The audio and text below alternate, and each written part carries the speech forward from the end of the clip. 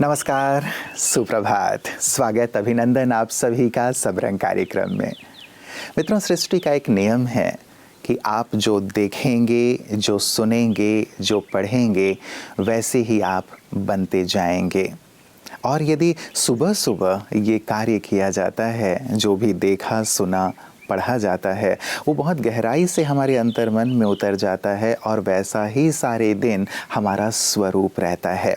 इसलिए इस बात पर हमें बहुत गहराई से ध्यान देना चाहिए कि सुबह उठते ही हम क्या देख रहे हैं, क्या सुन रहे हैं, क्या पढ़ रहे हैं, क्योंकि उसी का सारे दिन चिंतन चलता है, वही सारे दिन हमारे जीवन में होता चल रहा होता है। इसीलिए प्रतिदिन सुबह सुबह हमारी कोशिश रहती है कि एक सुंदर सुवाक्य से शुरुआत करें, ताकि ये सुवाक्य आपके सारे दिन को सुंदर से सुंदरतम बनाता चले। आइए देखें कि आज का सुंदर सुवाक्य क्या है। आपकी क्षमता सीमित नहीं है। स्वयं में विश्वास रखें और अपने सपनों को हकीकत में बदले। अगर आपके इरादों में दृढ़ता है, तो वहाँ कोई सीमा आपको रोक नहीं सकती। संघर्षों के बावजूद हम अपनी मेहनत और समर्पणता के माध्यम से अपने लक्ष्यों को प्राप्त कर सकते हैं। कभी भी अपनी क्षमताओं को देखकर अपने सपने ना चुनें, क्योंकि जितना हम सोचते हैं, वास्तविकता में हमारी क्षमता उससे भी कई गुना होती है। अगर स्वयं पर संपूर्ण विश्वास है, तो अपने इरादों को पूरा करने में कोई रुकावट रोक नहीं सकती। इसलिए स्वयं में दृढ़ता पूर्वक निश्चय रखें, क्योंकि जहाँ दृढ़ता है वही सफलता है। मित्रों, किसी ने हंसते हुए कहा कि जवानी के दिनों में थोड़ा उछल कूद कर लिया करो, बुढ़ापे में तो सीधा चलना भी मुश्किल हो जाता है। सचमुच शरीर एक मशीन के समान है। जितना हम इसे इस्तेमाल करते हैं, उतना ही ये दुरुस्त रहता है, और जितना इसका कम या फिर बिल्कुल भी हम यूज़ करना बंद कर देते हैं, तो इसमें जंक लगने लगता है। इसीलिए हम शारीरिक रूप से श्रम ज़रूर करें, मेहनत ज़रूर करें, कोशिश करें कि ज़्यादा से ज़्यादा कार्य हम अपने हाथों से ही करें, अपने पैरों से करें, और ये शरीर अनवरत कुछ ना कुछ कार्य करता रहे। अन्यथा मशीनों के भरोसे यदि हम बैठ जाते हैं या सारे दिन ही बैठे रहते हैं, तो फिर बीमारियों की शुरुआत हो जाती है। तो ज़रूर मित्रों, मन तो हमारा व्यस्त रहता ही है, लेकिन तन को भी व्यस्त करें, इससे भी कार्य ज़रूर लें, ताकि आप संपूर्ण स्वास्थ्य का आनंद ले सकें। और आइए इसी सुंदर बात के साथ चलते हैं आज के आपकी सेहत आपके हाथ की ओर। ओम शांति। स्टूडेंट्स की जो कंप्लेन होती है कि हम बहुत पढ़ते हैं, मन लगा के पढ़ते हैं, लेकिन एग्ज़ाम देने के टाइम पे आधे से ज़्यादा तो भूल ही जाते हैं। वहाँ पे एकदम माइंड ब्लैंक हो जाता है। तो ये जो मेमोरी लॉस होती है, यानी कि एग्ज़ाम के पहले जब हम एग्ज़ामिनेशन हॉल में जाते हैं, तो माइंड एकदम खाली सा हो जाता है। तो उसके लिए क्या करें? तो सबसे पहले तो हमें ये ध्यान रखना होगा कि कहीं ना कहीं हमारी जो स्टूडेंट लाइफ होती है, जो बच्चे का जो स्टूडेंट लाइफ है, उसमें उसको कहीं ना कहीं फियर है। फियर किस बात का? Fear of failure. तो इसको दूर करने के लिए एक ही तरीका है जहाँ पे हम मेडिटेशन सीखते हैं और करते हैं। दूसरा, हम एक और चीज़ कर सकते हैं जिसे कहते हैं ज्ञान मुद्रा। ज्ञान, जैसे कि आप समझ रहे हैं ज्ञान है, ये ज्ञान या फिर ध्यान मुद्रा कहते हैं। तो ये ज्ञान या ध्यान मुद्रा कैसे करते हैं? हमारा जो tip of the index finger है और थंब है, दोनों एक दूसरे को इस तरह से टच करता है। इसे कहते हैं ज्ञान मुद्रा या ध्यान मुद्रा। तो बच्चे इस तरह से मुद्रा लगा के 10 से 15 मिनट बैठ जाएं और थोड़ा सा साथ साथ में मेडिटेशन की प्रैक्टिस करें, और इसके साथ में थोड़ा सा आमंड्स, यानी कि जिसको हम बादाम कहते हैं, रोज़ 4-5 खाएं। तो इतना बस करेंगे तो आपकी जो मेमोरी है वो शार्प होगी। आप जितना भी पढ़ते हैं एग्जामिनेशन हॉल में जाकर कुछ नहीं भूलेंगे। तो 100% अच्छे रिजल्ट आएंगे एग्ज़ाम में। तो ज़रूर ज्ञान मुद्रा की प्रैक्टिस और साथ साथ में मेडिटेशन, और उसके साथ में थोड़े से आमंड्स खाना ना भूलें। Thank you. ओम शांति। मित्रों, अपनी परिस्थिति को परमेश्वर को सौंपना सीखें, क्योंकि जितना हम सारे जीवन में कर पाते हैं, उतना तो वो एक पल में ही करने का सामर्थ्य रखते हैं। इसीलिए हम बोझिल होकर के ना चलते रहें जीवन में। ये भी एक बहुत सुंदर आध्यात्म की सीख है कि ईश्वर जो हमारे माता पिता हैं उन्हें अपने बोझों को अर्पित करना सीखें। मन के बोझ हों, धन के बोझ हों, बीमारियां हों, जीवन की विपरीत परिस्थितियां हों, चिंताएं हों, भविष्य को लेकर के कुछ अनिश्चित भाव हो, इन सब को उन्हें सौंप करके जब जीवन में चलते हैं तो सचमुच जीवन का आनंद ले पाते हैं और साथ ही अपने सामर्थ्य को कई गुना बढ़ा हुआ महसूस करते हैं। और यही सुंदर अनुभूति हमारे विशिष्ट जन भी करते हैं और इसीलिए वो आध्यात्म की शरण में आकर आध्यात्म को भी अपने जीवन में शामिल करते हैं। आइए देखें आज विशिष्ट की बातें विशेष में अपने खास अनुभव के साथ हमारे साथ कौन हैं। How do you look at this subject of self-development through meditation? So this is a wonderful concept. When I entered last time, 10 years back, I was impressed by the serene atmosphere and the vibration in the area. I was wonderstruck. How could it soothe my mind so much? Of course, as I am an active politician, I am always busy, this one, that one. But 10 years back when I entered into the Mount Abu gardens or the area, I felt that some soothingness. I did not get the answer on those days.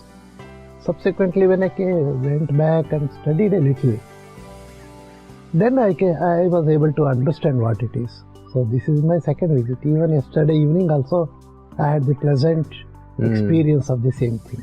And how do you think, sir, the practice of Raj Yoga and this knowledge which we are imparting free of cost, if we can take some time to imbibe this into our lives, maybe our family system will become even more. Definitely. Raj Yoga or Dhyana or Yoga, anything. Even it should be tried to build up at a tender age also.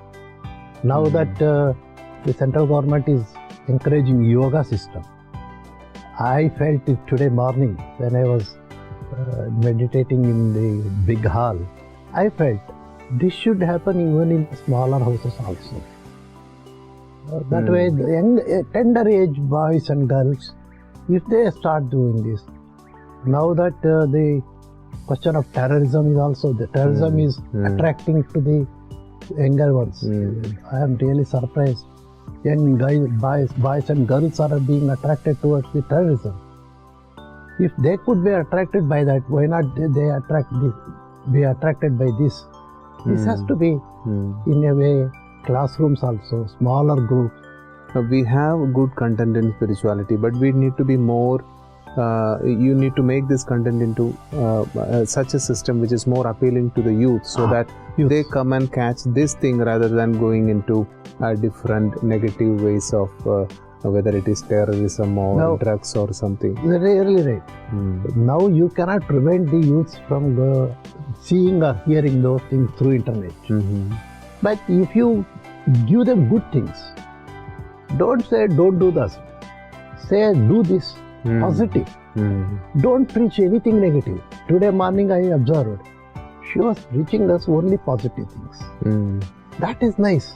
Suppose you start saying don't do that, don't do this, don't be vulgar, don't do no negative things. Positive things will attract even to the youths. So that is nice. Today I was really thrilled in the morning.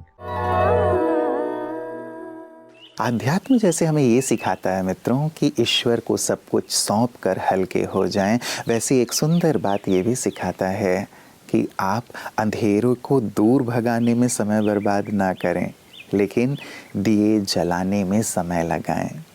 किसी को नीचा गिराने में समय बर्बाद ना करें, लेकिन खुद को ऊंचा उठाने में अपना वक्त लगाएं। कितनी सार्थक और सकारात्मक सी बात है ना। आज हम अंधेरे से परेशान या फिर दूसरा आगे बढ़ रहा है तो उसे कैसे नीचे गिराया जाए, इस बात में ही अपना सारा जीवन वक्त लगा देते हैं। आध्यात्म कितना सुंदर प्रकाश देता है कि अपने जीवन को सकारात्मक दिशा प्रदान करो, सकारात्मकता की ओर ले चलो, ताकि अंधकार बुराइयां नष्ट होती चलें और समाज श्रेष्ठ और सुंदर बन सके। ओम शांति। चलिए आज जानते हैं अरकू वैली हिल स्टेशन के बारे में। अरकू इतना सुंदर प्रांत है कि इसको ऊटी ऑफ आंध्र प्रदेश भी कहा जाता है। ये सुंदर सा अरकू वैली आंध्र प्रदेश के विशाखापट्टनम जिले में स्थित है। अरकू वैली घर है अनंतगिरी और सुंकारीमेट्टा रिजर्व्ड फॉरेस्ट का। इन जंगलों में कई खूबसूरत पशु पक्षी देखने को मिलता है। अरकू वैली में बॉक्साइट भी काफी मात्रा में पाया जाता है। अरकू जाने के लिए विशाखापट्टनम से एक बहुत ही अनोखा रेलगाड़ी निकलती है। इस रेलगाड़ी को कांच का रेलगाड़ी भी कहा जाता है, क्योंकि कुछ डब्बे इसके एक बहुत ट्रांसपेरेंट ग्लास मटेरियल से बने हुए हैं। लगभग 50 गुहाओं से रेलगाड़ी जाती है। वास्तव में ये रेल का सफर ही काफी पर्यटकों को आकर्षित करता है। रास्ते में दिखते हैं बुर्रा केव्स, जिनको भारत का सबसे गहरा गुफाएं माने जाते हैं। ये वास्तव में कार्स्टिक लाइमस्टोन से बने हुए हैं। अरकू वैली एक गिरिजन प्रांत भी है। यहाँ के गिरिजनों द्वारा बनाया गया शहद, घर को सजाने वाले सुंदर सुंदर गुड़ियाँ और मैट्स काफी मशहूर है।